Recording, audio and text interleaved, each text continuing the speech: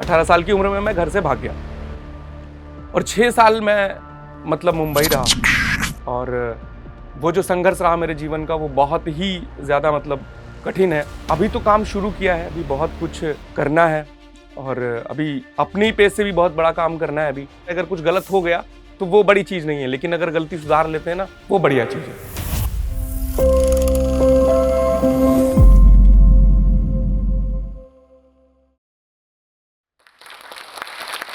नमस्कार, मेरा नाम नवल किशोर है। मैं सीतापुर से हूँ और मेरा परिवार जो है वो किसान है। मैं एक फार्मर की फैमिली से बिलॉन्ग करता हूँ और मैं अपनी फैमिली का पहला बच्चा कह सकते हो, जो मतलब हमने कुछ अलग करने को सोचा और प्रयास किया।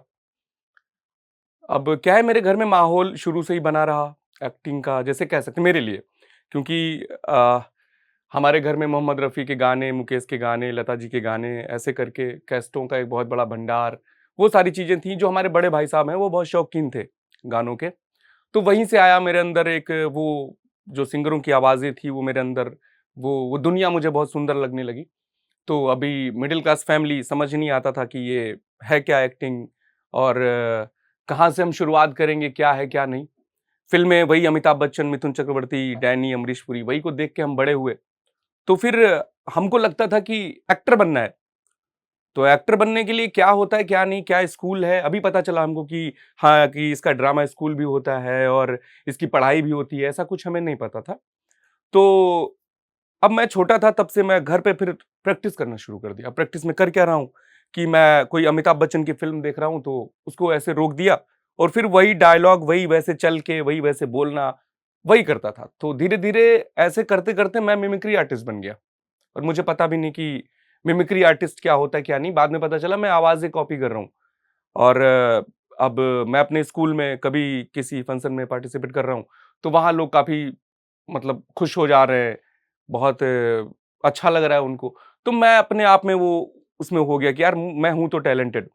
फिर धीरे-धीरे ऐसे करके मैं 70 से 72 एक्टरों की आवाज़ें बखूबी सेम बोलने लगा। फिर धीरे-धीरे जब 8th में आया तो पिताजी से फिर कहा कि पापा अभी ये नहीं करना है, पढ़ने में मैं बहुत अच्छा था नहीं। तो फिर कहा कि मुझे एक्टर बनना है, मतलब फ़िल्मों में काम करना है। तो बोले हाँ ठीक है, कर लेना, उसमें काम कर लेना, बहुत ईज़िली जैसे हो ही जाएगा सब। तो कर लेना, उसमें कर लेना, लेकिन अभी पढ़ाई कर लो। अच्छा, पढ़ाई में बिल्कुल मन नहीं लगता था, तो फिर अ, हाई स्कूल किया। पिताजी से कहता रहता था कि अभी एक्टर बनना है, आप मुझे बताओ क्या है, कैसे क्या है? तो बोले हाँ, पढ़ाई कर लो। फिर इंटर हुआ। इंटर के बाद पिताजी चाहते थे कि मैं डॉक्टर बनूँ। फिर सीपीएमटी हमने फॉर्म भी डाला, लेकिन मन नहीं लगता था पढ़ाई में। और उस टाइम पे कहानियाँ भी हमने खूब सुन रखी थी कि अमिताभ बच्चन गए वहाँ एक्टर बन गए मुंबई में, दिलीप कुमार साहब गए भाग के घर से, एक्टर बन गए। फिर इंटर के बाद हमने 1 साल सीपीएमटी की और फिर उसके बाद हम घर में जो बातचीत में रख रहा था कि मुझे इसी फील्ड में काम करना है, किसी ने सुना नहीं, चीज़ें नहीं सुनी। और फिर वो जो भी 17 साल एज रही हुई, 18 साल की उम्र में मैं घर से भाग गया और 6 साल मैं मतलब मुंबई रहा। और वो जो संघर्ष रहा मेरे जीवन का वो बहुत ही ज़्यादा मतलब कठिन है, क्योंकि सारी कह सकते हो कि अब पढ़ाई-लिखाई भी थी नहीं, कुछ काम आता नहीं था, मिमिक्री का काम, स्टेज शो आता भी था तो बहुत मिलते नहीं थे स्टेज शो। तो कह सकते हो कि मज़दूरी कर रहा था मैं उस बम्बई में। उसके साथ-साथ फिर थिएटर पता नहीं था। फिर जब थिएटर पता चला कि स्टेज पे पहले परफ़ॉर्म करना है, लाइव परफ़ॉर्मेंस होती है, तो ऐसा करके फिर मैंने वो शुरू किया और उसको करते-करते फिर मिमिक्री को ख़त्म किया मैंने कि क्योंकि मेरे अंदर मैं कुछ भी परफ़ॉर्म कर रहा हूँ, कोई रोमांटिक डायलॉग है तो मेरे अंदर शाहरुख खान आ ही जाता था। तो वो फिर धीरे-धीरे ब्रेक किया और पूरी तरह मिमिक्री से मतलब दूरियाँ बनाई, क्योंकि मुझ पे बहुत हावी हो रही थी वो चीज़। फिर उसके बाद थिएटर किया। फिर मैं मुंबई में बहुत ये तो था कि आऊँगा नहीं अब, मुंबई से वापस नहीं आऊँगा अभी घर, कुछ करके ही आऊँगा।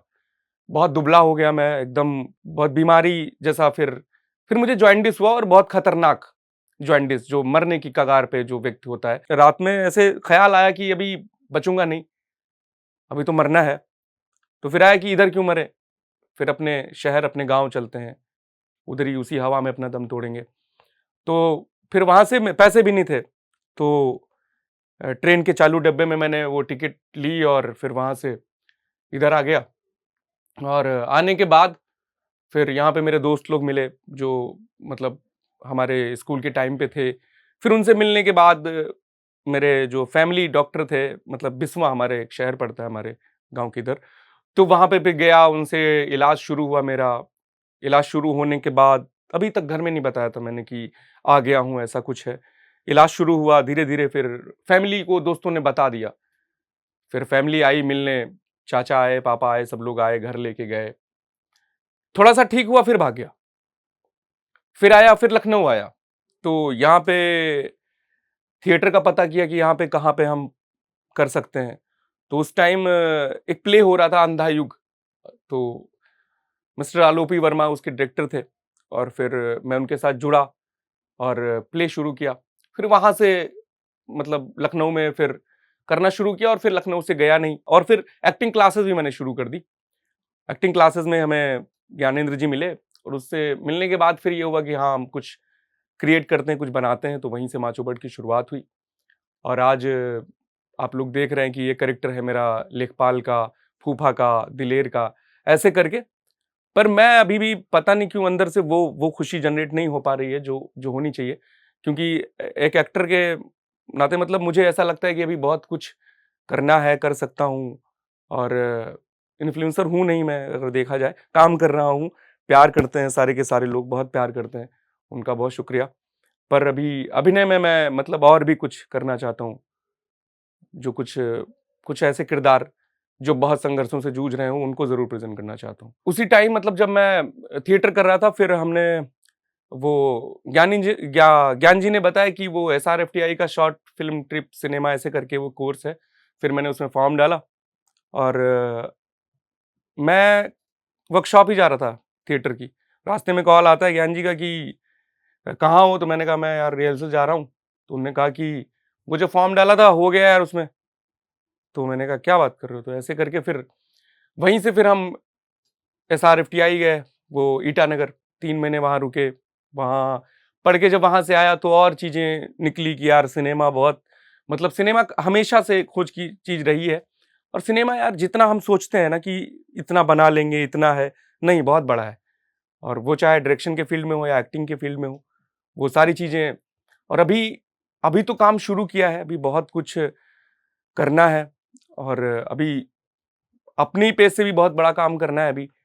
अभी हमने लेखपाल चैप्टर 3 बनाया और भी अभी सीरीज़ बनानी है और अगर कोई और काम भी आता है, तो उसको भी बखूबी करना है।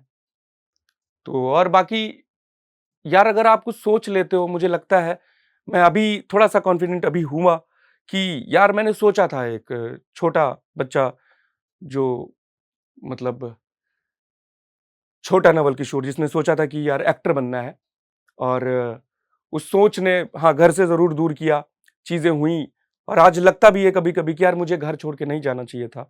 वो गुज़रे वक़्त कैसे गुज़रे होंगे मेरे फैमिली के लिए। मैं तो ख़ैर जैसा था वैसा था पर फैमिली से दूर हो जाने में फैमिली को बुरा तो लगता है, बिल्कुल लगेगा यार। तो वो चीज़ आज मैं नहीं हूँ फैमिली से दूर, आज जुड़ा हूँ, घर जाता हूँ, बातचीत होती है। आज पिताजी को भी लगता है कि हाँ, ठीक है, बढ़िया कर रहे हो, करो। उस चीज़ का भी को वो नहीं है। पर अभी भी पिताजी ये कहते हैं मेरे पिताजी नहीं देखते सोशल मीडिया। कहते हैं कि जब अभी थोड़े दिन पहले क्या हुआ कि हमारे घर पे एक लोग आ गए मिठाई लेके और कह रहे कि मेरे पिताजी को नेताजी बोलते हैं। तो बोले नेताजी आपके बहुत बधाई आपका बेटा लेखपाल हो गया है। पिताजी ऐसे देखे, बोले कि तुम तो पढ़े लिखे आदमी हो। तो बोले हाँ, तो बोले तुम तो जानो दुनिया कम से कम। वो मेरा बेटा लेखपाल नहीं हुआ, उसका कोई कैरेक्टर है मैंने नहीं देखा है, वो फेमस है, वो कोई लेखपाल नहीं हुआ, पढ़ा ही नहीं है कहाँ से हो जाएगा? तो ऐसे करके हालाँकि मैंने ग्रेजुएशन किया है। वो इसलिए किया था, यार एनएसडी का जब पता चला मुझे national school of drama Delhi, तब फिर मैंने ग्रेजुएशन किया और ग्रेजुएशन करने के बाद फिर फॉर्म डाला, एडमिशन ही नहीं दिया। तो ठीक है, उसका भी कोई वो नहीं है और मुझे लगता है कि जो होता है सही होता है जीवन में।